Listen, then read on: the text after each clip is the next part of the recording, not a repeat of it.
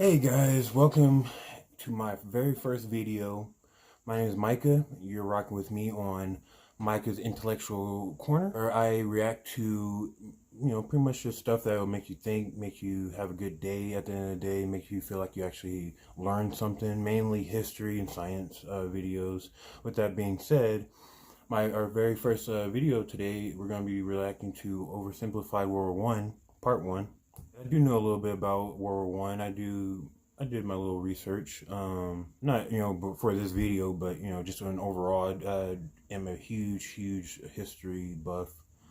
Just it fascinates me pretty much. But with that said, I won't bore you guys too much. If you guys like the content, please like, comment, and subscribe, please. With that being said, let's go ahead and rock right into it. The world of 1914, a time of modern technology, culture, and fashion. Truly the height of civilization. Let's have a war. Everyone knew a big war was coming. France wanted some stuff back that Germany had taken from it. Germany wanted... Ooh, that's a good actually a quick starting or a stopping point.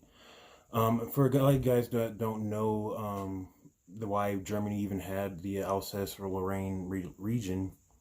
That stemmed from the Franco-Prussian War, I believe, of 1873, 77. I get a little mixed up with that date, but pretty much, I know during the Great War though, Germany actually exported those guys out east to fight the Russians because they did not trust them fighting against the French, because they're pretty much Frenchmen, but yeah, just first little tidbit. Let's keep it rocking. Germany wanted to take more of everyone's stuff, and they were building a big sexy navy that was making the British uncomfortable. These two empires thought they were really cool, but lots of different people who lived there didn't think it was so cool. And some of them had even been declaring independence with help from Russia. Everyone was talking about each other behind each other's backs, throwing the fact that military technology had come a long way since the last major war, and suddenly everyone was pretty eager to beat each other up. In this area of Austria-Hungary lived some Serbs and Bosnians who hated living in Austria-Hungary. So the Austro-Hungarian Archduke Franz Ferdinand goes there for a nice drive in an open-top car with his car's route published in advance. And that went just about as well as you'd expect. Some assassins were waiting for him along the way and threw bombs at his car, but they missed and blew up some officers behind him instead. So the Archduke goes into hiding, leaves Sarajevo, and the whole war never happens.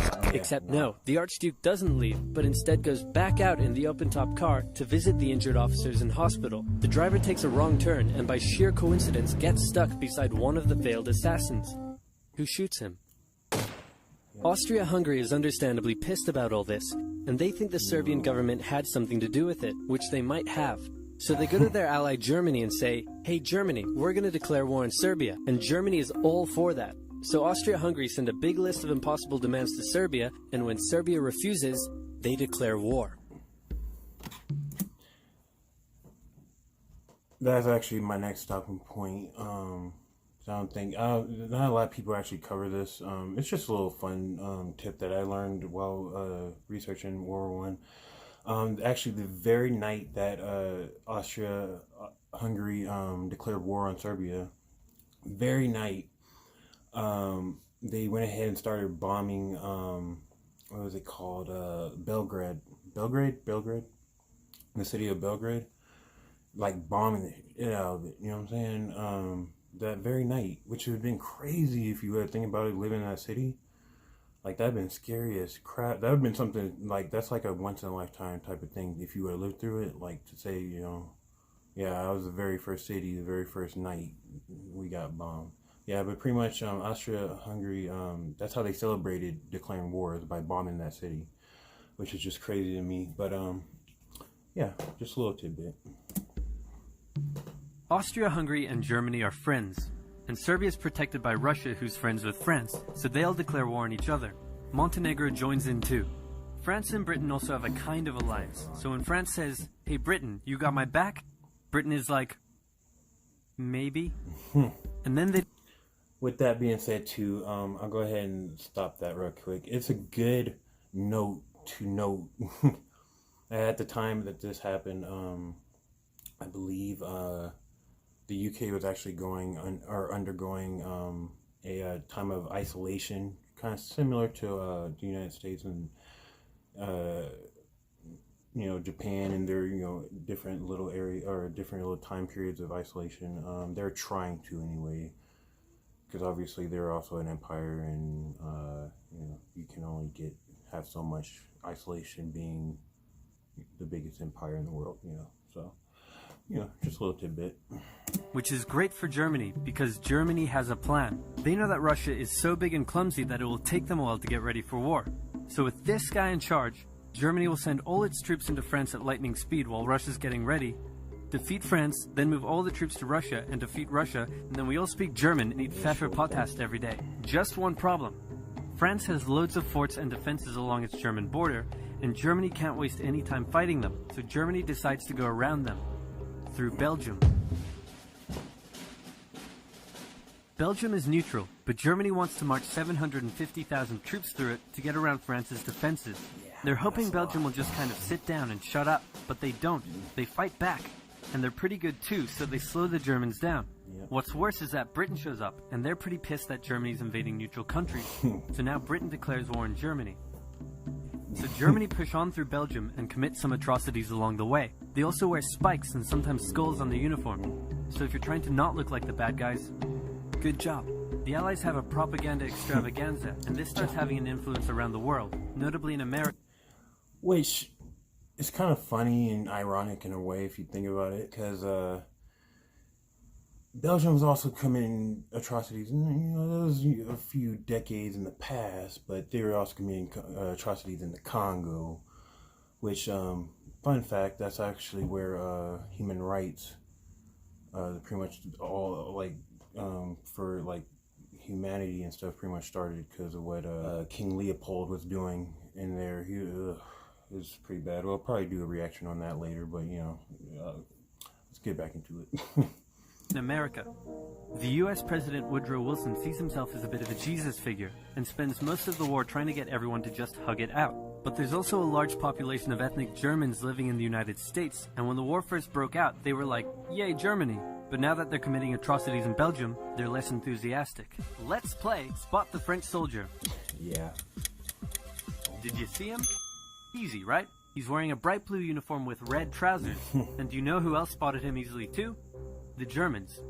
So when the French were slowly marching in columns through the countryside, the Germans easily tore them to shreds with their giant guns. All the nations involved in this war went in with an old-school war mentality, and all of them had to update their uniforms and tactics a lot during the Great War.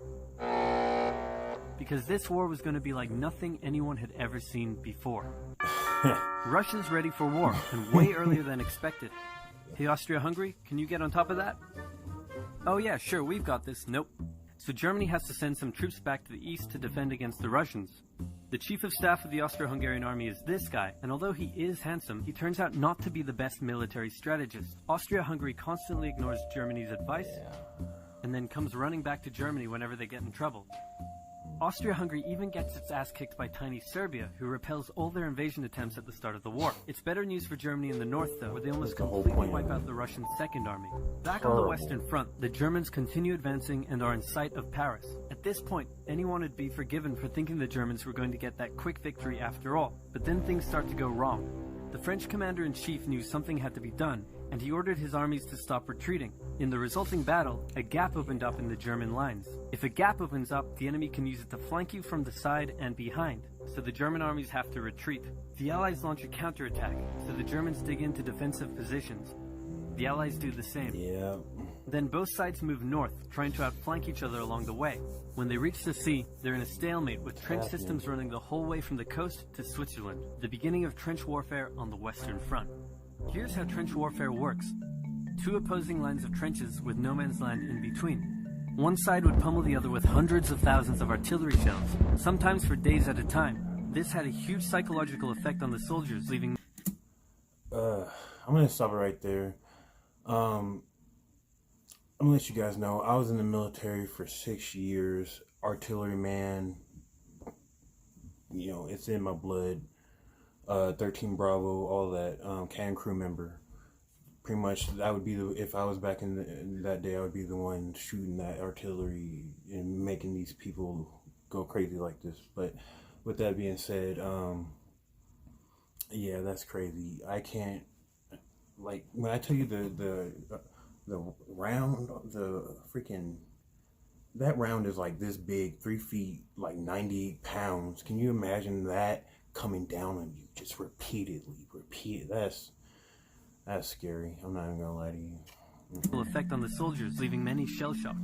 Then, the attacking troops would leave their trenches and rush across no man's land, a muddy wet mass of shell craters and barbed wire. The defending trench would unleash machine gun fire on the attackers, inflicting thousands of casualties. I'm gonna stop it right there real quick. I just want to, like, you know what I'm saying, immerse ourselves in this little situation. Can you imagine just jumping over the trench? You know what I'm saying? You're already scared, buttholes puckered, you know what I'm saying? But your sergeant or your captain or whatever, your lieutenant is right there yelling at you, go! You know what I'm saying? Just, you go over the trench, you hear nothing but bullets flying, you smell nothing but gunpowder,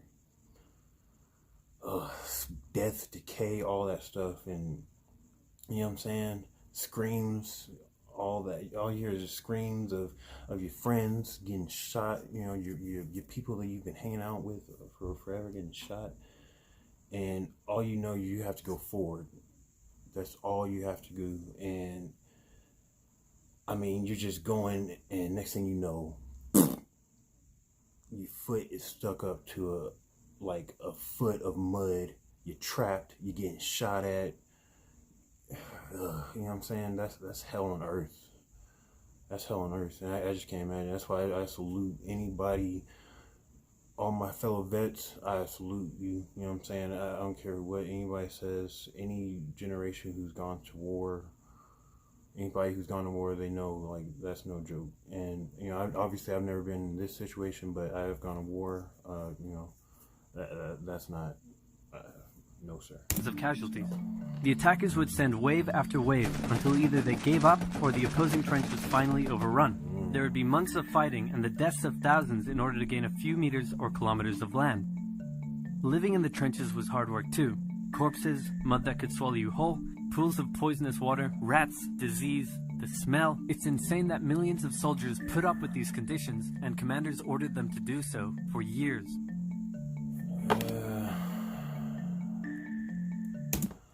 Alright guys, you know, real quick, just to caveat what he said at the end there, you know, with people having to, or it's crazy that people put up with that for years. I mean, think about it though. If you didn't, you're already a conscripted soldier. You're either going to go to prison for a very long time, or you're going to be put up against a firing squad, you know what I'm saying? And especially in that time when nationalism was at its like all-time high, you know what I'm saying? Yeah, you're done. You're not. So yeah, they're gonna put up with it because it's the only way that they can really survive the war. You know what I'm saying? Otherwise, you're gonna die. So, or you're not gonna see the light of day again. But thank you guys. That's the end of part 1. I really enjoyed this actually. I think he did a really good job. I wish that's one thing actually I wish that I could do is just one of these production type of things where I can get together a video kind of like this, probably with more, obviously more detail and stuff, but it's really amazing. I really do salute Oversimplified. Please go check out the original content. I'm going to be putting the original video in the description below. Please go check it out. Come out, you know, be there for him. I definitely am. I am subscribed to him as of right now. Just subscribed to him, I think, yesterday. But with that being said, please, thank you guys again. If you guys enjoying the content, please like, comment, subscribe. Yeah, and we'll be back again, probably the reaction probably right after this for part 2. Yeah, enjoy. Thank you guys. Peace.